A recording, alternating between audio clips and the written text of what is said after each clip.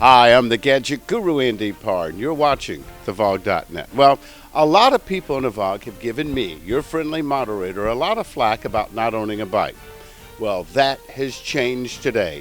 I'm here with Andy from Volusia Motorsports in New Smyrna Beach, Florida, about to take delivery of my new bike. But, what can I say? It's not what you think. You know, Andy and I have been talking. I've had just some minor physical issues that have kept me off of motorcycles, but it has allowed me, or let's say forced me, to find other means of exercise, and it's been bicycles for me. Well, the bicycle I have, and I will say it does have a Fox shock, so it's something that you are connected to.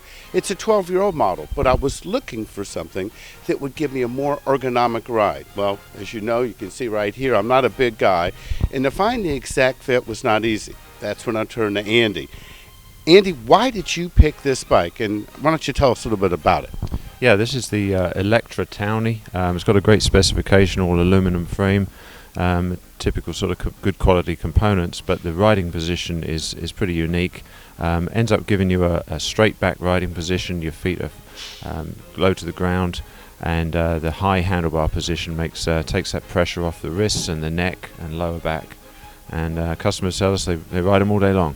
I know the GT bike I have now is more of kind of a modified on-road, off-road bike that I've modified for street. And yeah, people, they laugh. Yes, you do modify bicycles, you know, to fit you. And I was riding where I was truly putting too much pressure on my arms. It was getting my neck, which is one of my problem areas. If I can step around, why don't you hold the mic? I'm going to step on it because the riding position on this is unlike any bike I've ever owned.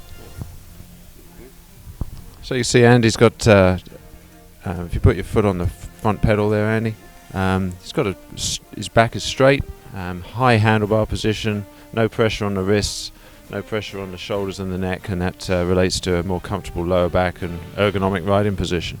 How's it feel? It feels good. And you know, one thing I have to tell you, I've had a number of different gear type of systems on here. I like this. This is a 7-speed bike, but it's just an easy twist grip. It still has, I guess you call them derailleur gears. So it's a true shifter, not just one of those old tension models. I did ride it around a lot. Yes, he does allow test rides on his bikes. And I tell you, I've never heard of this brand before. And I'm very impressed on the quality. Now, I think the next step is you said that you actually fit the bike to the rider. So what do you recommend we do next? We're going to just check the seat height position and let you take another test ride. We'll make some handlebar height adjustment and angle of the handlebars, and get the brakes set to your liking, and then you're off on your way. Okay, Andy has made his adjustments, and basically what he did, we got the seat down. Yeah, we had to lower the seat. The seat even had angles for adjustment, you know, forward to rear. So it's really set up to fit, you know, the individual rider. You know, made sure that the handlebars were in the right position. Andy, how important is it that somebody gets a personal fitting on a bike versus going online and just buying one and bringing it home? Yeah, the geometry of the bike is the first step. A lot of the bikes that you see from other brands are basically too short, so they're difficult to make comfortable adjustments. But if you're riding a bike where you've got a little too much stretch, trust me, after 10 or 15 miles, that will really stretch you out and cause you some issues with your neck and lower back. There's an obvious question I have to ask you. You know, we met because you own a Victory motorcycle dealership. A lot of people will say Victory motorcycles and bicycles under the same roof. I mean, what gives here? I mean, you have to admit, there's not too many shops out there that have Victory motorcycles and a full line of bicycles under one roof. No, that's very true. But hey, we all started our life on 2 wheels on a bicycle.